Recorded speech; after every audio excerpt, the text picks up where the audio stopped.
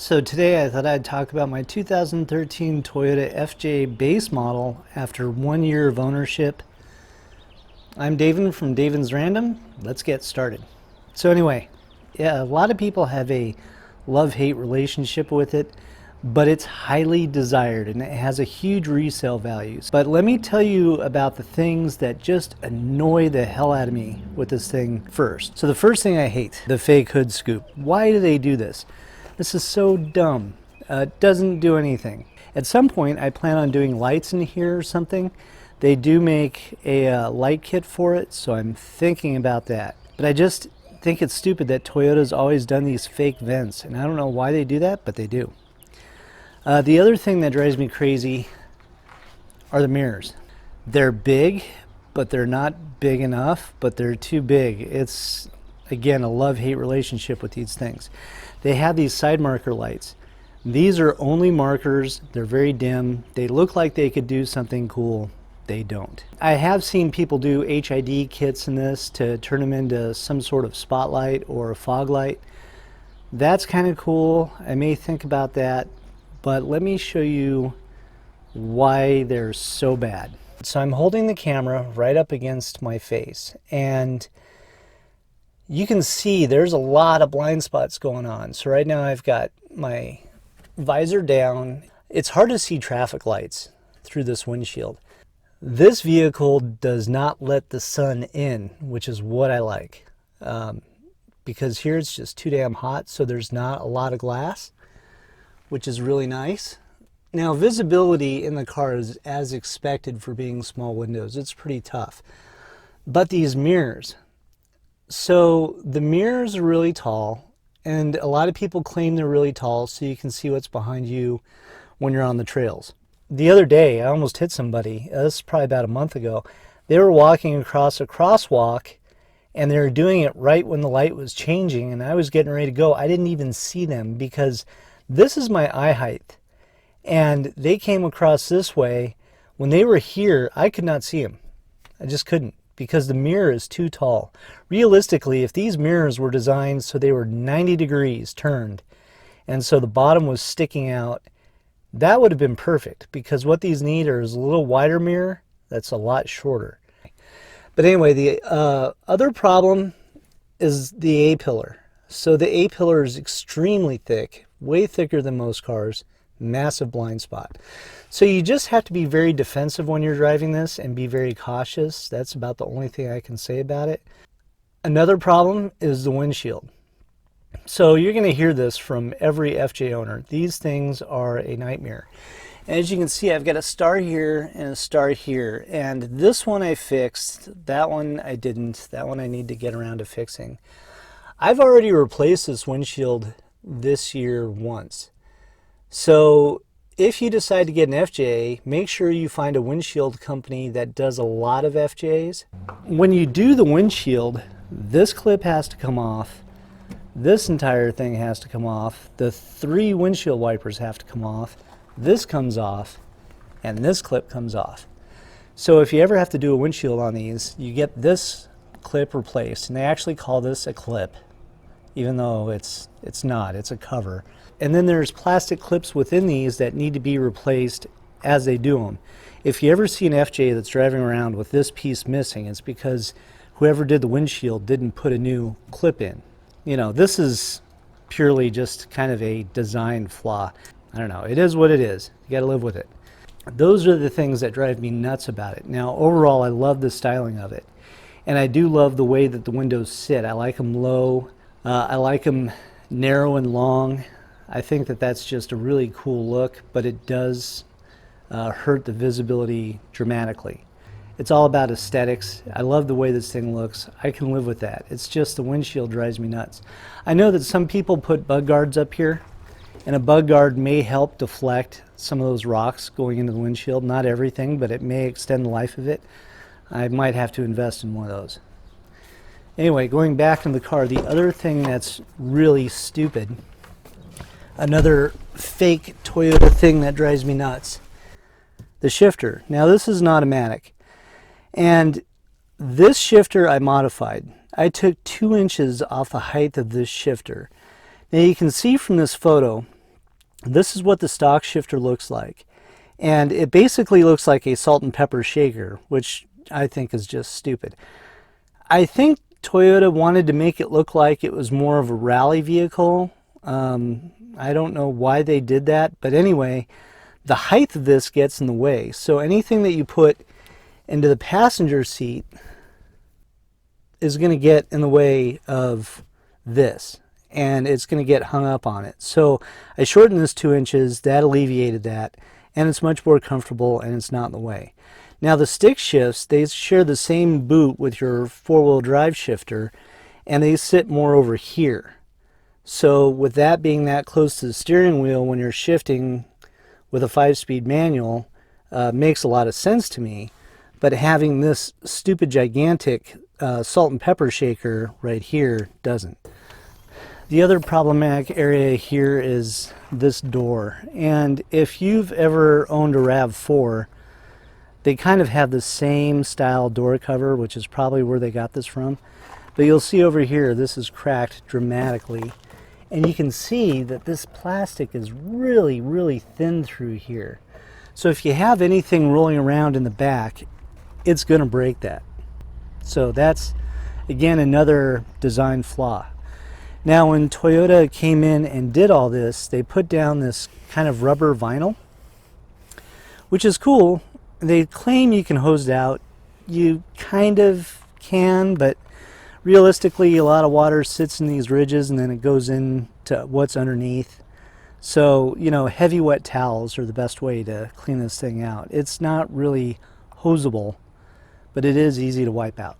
Stuff actually slides around on this really easy, so just be aware of that you need heavy-duty rubber mats back here to keep things from sliding. It has tie downs. It also has storage back here. While we're back here, let me just show you this. Just some extra storage spaces.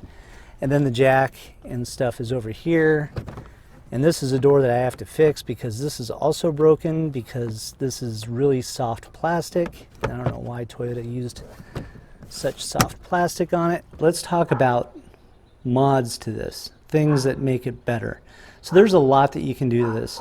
Unmodding is actually what I've been doing to it, which is kind of weird. So I discovered that the Toyota FJ is actually fairly aerodynamic. A coefficient drag ratio of 3.9. And when you have the roof rack on it, which this did have on it, and I put these covers on there when I took it off, so I just set it aside because it actually helps a little bit. But with the roof rack on, it has a coefficient drag ratio of 4.4. So it helps a little bit with the highway miles per gallon if you remove the roof rack, if you don't use it all the time. Now the other thing I demodded were my tires.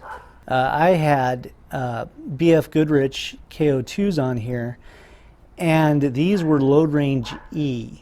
Now I liked the tires. I love the way they look, especially compared to these Westlakes. They look way more aggressive. They were excellent in the dirt, but the problem is the sidewalls were so stiff that you skipped over stuff, and it just made the car feel very rigid and unstable, like way too rigid, like it just kind of beat you up a little bit. So going back to the factory tire size and going to a softer all-terrain tire like this Westlake just makes it ride so much better and improve the gas mileage quite a bit, because the KO2s at low range E actually weigh 14 pounds more per wheel than these. So you can imagine my gas mileage also went up when I got rid of those. Now tire-wise, what can you do with these tires? So these are 265/70 and the Bridgestones that were on here were 285/70. Now that doesn't sound like it's a lot bigger, but it's actually a little over an inch taller per wheel. So they were a lot bigger. I would say that's probably the biggest tire that you could put on here without a lift. But now let's talk about lifting this thing. What can you do to lift it? The cheapest way to lift this, if you want to do 1 or 2 inches, is actually to put in a shock tower spacer. And it goes right here, the top of the shock, to the mount, and you can space it out about, some of them go 1 inch, 2 inches, And there's a few out there that you can buy that are 3 inches. If you decide to go the 3-inch route, you should really replace the upper control arm. And that will make it a little bit more stable and help with your articulation a little bit. If you decide to do 3 to 6 inches, then you should really do a spring kit and do it the right way. And that replaces the springs, the control arms, traction bars in the back, and a bunch of other stuff. Those kind of lift kits go up to $2,000. But if you just want to lift this, 1 to 2 inches, then the spacers are like $100. It's like one of the cheapest mods to do. I plan on doing like a 1-inch spacer, and then I'll probably go back to a 285 7017 once these are worn out. One of the things I like about this that makes it such a great four-wheel drive is that it's basically a shortened 4Runner, but in reality it's a body on frame design, and it's a big tall box frame. And so what this means is it's really rigid and you don't get any body squeaks or anything like that. And that's the thing that makes it really nice, is it's just overbuilt, because you're taking something that was a 5,500 pound vehicle and squishing it into a 4,400 pound vehicle, making it that much more rigid. Bumpers wise, a lot of people love to put metal bumpers on this. I say that you think about what you really want to do with your truck. If you're into rock crawling and stuff like that, you may need to put a winch on here. For me, I don't need any special bumpers. I plan on coating these, and maybe they make a fog light kit that goes in these little side knockouts. So I may do that eventually, but I definitely do want to coat these at some point, probably with Trilix or maybe a Rhino lining. Now in the back, it's the same thing. These are all plastic, everything. And it's kind of a soft plastic, so you see a lot of FJs that had this, bumper dents. So I'm going to show you how to get rid of that in a future video. But yeah, these plastic bumpers do not hold up the best. Metal bumpers are a little bit better, but they increase the weight dramatically and they change the handling of the vehicle. Now a lot of people don't realize this, but FJs are actually pretty nimble when they're stock like this. Once you start lifting them, it changes the characteristics completely and makes it not handle nearly as well. It makes it more truck-like. And this car is really car-like. That's the thing. It's like I can't really call it a truck, because the seating position, when you're sitting in it, this is my favorite thing about this. It feels more like a Toyota Corolla, is the only way I could.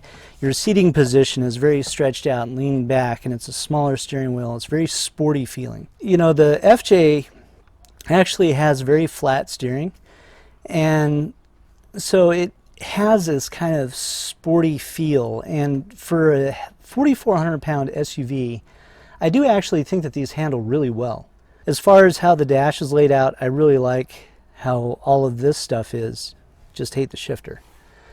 The other thing too is on the four-wheel drive versions, mine was the base, so all of this stuff was an option that was an add-on before 2013. So I've got locking diff, A-track, speed control, crawl control. Other little things I like are, this glove box that's above the dash. Radio wise, the stock head unit is decent. It's not super great, but it's not bad enough that it's annoying. Eventually I'll go to just a full screen setup. Pioneer makes a couple of different head units that are really nice for this, that actually have rounded corners that fit in here very well. So that's what I plan on going to, and they've got kind of a mid to high-end unit. Sony has one that fits in here too, that have multiple camera outputs, and so you can put a front camera on this and be able to see what's in front of you when you're trail riding, and I think that'd be really cool. Okay, let's talk performance. Now this is kind of the thing of what year of FJ should you buy. You buy the FJ that you want. To me it doesn't really matter what year, but 2007, 2008 were a little bit more problematic, and if you go online and Google fender walls tearing on FJs. It'd be like right over here in this section and over here in that section. That's an issue, and that was with earlier models, and it's because the metal was too thin here, so for some reason they would get fatigued and actually tear. And that could happen with cars that didn't actually go off-road. So yeah, that is kind of a major issue. This engine doesn't have the engine cover on it right now, so you can actually see what's in here. Performance-wise, 2007 to 2009, the engine was slightly different. It was the same block but different heads. This has variable valve timing on both the intake and the exhaust, starting in 2010. In 2009, 2008, it was just on the intake side. So that's why this one has 260 horsepower versus that one that was 240. Now the exhausts are also slightly different. So on the 2007 to 2009, you can put headers on it and redo your exhaust system, and that'll bring back some of that power to make it more equal to this one. But realistically, this one has just slightly better emissions and a little bit more power because of that variable valve timing on the exhaust side. Now, performance mods, when it comes to intakes, the standard tube intakes, they add a blistering 8 horsepower, and it's at like 6,000 RPM. This particular intake, the AFE GT Momentum, actually adds 13 horsepower, I think 16 or 20 foot-pounds of torque, but it adds it at 4,000 RPM, and it's because of this kind of velocity stack right here. So I did a lot of research before I decided which intake I wanted to put on this, if it was even viable, if I should just do a K&N filter or a snorkel. But this is about the best thing that you can do before supercharging it. Now Magnuson makes a supercharger kit for this, and then Toyota also had the TRD kit, which I think is also Magnuson but just kind of redesigned. So that's really the only high horsepower option that you can put on it. You can also do some ECU tuning if you live in a place that has fairly mild climates, and these engines hold up really well. They're the exhaust. You can see where mine isn't, but you can see the bottom of my muffler mostly. So basically what I did is I put in a MagnaFlow 14-inch muffler. That gives it a little bit better sound, and it also helps with the gas mileage a little bit. It does not give it more power. That's the one thing that I researched when I did all this, were all of the aftermarket exhaust systems that you could put on this. A lot of them, the problem is they didn't really add any horsepower. They actually took away torque in the mid-range. So I thought it was kind of funny. So the catbacks are definitely the way to go, but in reality, just going to a 14-inch round muffler, and I just put a MagnaFlow in, I think it was like 80 bucks. So, and I like that sound. I think it sounds good. There's no drone at cruising, but it has a good throaty note to it. Now you can see I've got 146,000 miles on here. When I bought this, it was like 119,000, so I've put 27,000 miles on here. Now let's talk about some of the issues with FJs that are really known. Now 2007 to 2009, transmission wise, they had issues with shuddering at 40 to 50 miles an hour when shifting from fourth to fifth, and a lot of that could be alleviated with putting in Trans-X into your transmission fluid, or just doing a tranny flush, replacing a solenoid. You'll find all kinds of different things on that, but the shudder does exist. This one doesn't have it, so later models, I think it was pretty much alleviated. I'm not sure exactly what caused it. I never really looked into it since mine didn't have that problem. The other transmission issue that I experienced in this truck, that I've experienced twice, is for some reason the truck doesn't always want to downshift the way that it's supposed to. And I have serviced the transmission in here and put in all new fluids when I bought it and everything like that. But the issue was just leaving it in drive and driving it around. One time in rush hour traffic, I was behind a guy that had a trailer that I really couldn't see because the trailer sat so low and I was so close to him.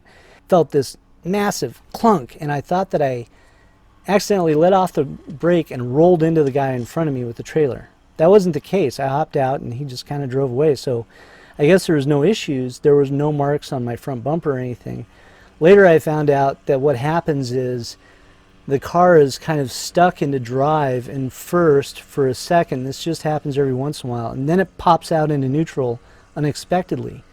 Now it happened to me again at a stoplight, and I felt this massive clunk, and I thought that somebody had hit me. That's how hard you actually feel it, like somebody bumped into you.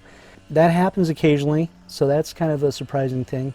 Now, as far as manual transmissions go, were there any issues with those? The answer is yes. Early models had synchro problems, and I think the Forerunners kind of followed along the same line as having the same synchro issues. The other thing was the throwout bearing on the clutch would occasionally make some noise. And I still think that's an issue, but I don't think it's that big of an issue. I wanted a stick when I started looking for these, but I don't know. It's more comfortable to drive an automatic because I usually have to sit in rush hour traffic. So, and on top of that, my wife wanted to be able to drive it, and she can't drive a stick worth shit. I'd be replacing transmissions all the time if I let her do that. So, yeah, I ended up with an automatic. Should you look at a two-wheel drive FJ? If you live in the city and you don't ever plan on full-wheel driving an FJ, sure. For me, like I said, I go out on BLM land a lot. When there's sand and mud involved, it goes into four-wheel drive, but most of the time it just stays in two-wheel drive the entire way. Gas mileage. I would say 16 around town is probably pretty average, which is not great. That's actually pretty bad. With the intake and exhaust done, you can bring that up to 18, which helps a little bit. That's what I'm getting right now at 146,000 miles. The other thing that really helps is removing the roof rack. If you do a lot of highway driving, you know, if you're going over 70 miles an hour, that's going to be a major wind buffer problem. Now that's the other thing too, wind buffering. These things are loud as hell with the windows down. One of the simple fixes is the rear window does open. A lot of people don't realize this, but it opens with the key on the outside. If you like to drive around with the windows down, that takes care of the wind buffering problem completely. Also, these little sunshades that I put on here, those help a little bit. Now, the other issue with FJs is they have fairly adequate horsepower. 260 is plenty for a truck this size. You're never losing speed going uphill or anything like that. I've never had an issue. You might if you put on gigantic wheels and lift this thing 6 inches and stuff like that and put on heavy bumpers, then it might become a problem. But as it sits fairly stock, it's not an issue. People think that FJs don't have power because they are a drive-by-wire system, meaning there is no throttle cable. It's all electronic. And so what happens is you have a delayed response with the gas pedal stock.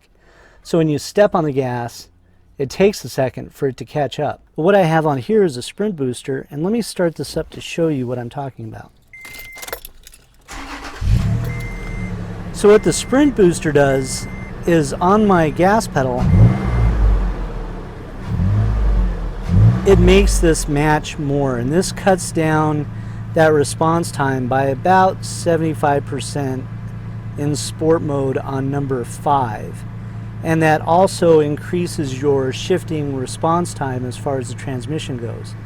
I did a lot of research before I bought this because I was wondering about the reliability of it. There's another one out there called a Sprinter, I think, and that one is not nearly as reliable as this one.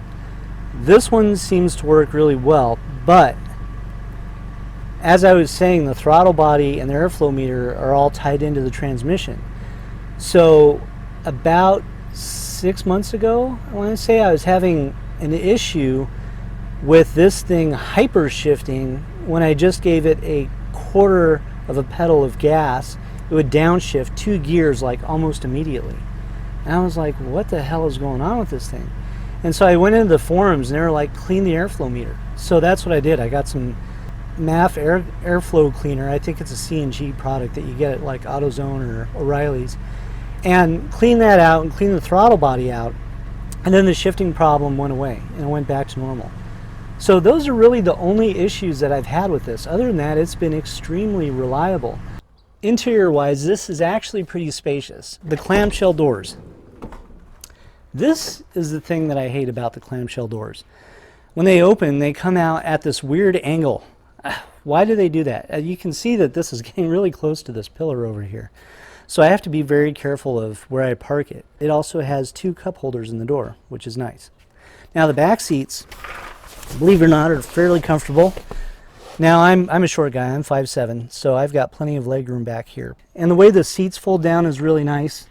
No headrests on here right now, which makes this really easy. The one thing I don't like about it is these seats have a hard plastic back on them, which also needs to be cleaned up. You can see there's a lot of gouges and crap like that in here. Stuff slides around on this hard plastic in a big way, so I'm going to do some sort of rubber coating on this. I don't know what, not a truck bed coating, because that'll still make it hard and probably slide around a little bit. Something that's a little bit more tackier, I'm not sure what yet, it's very slippery.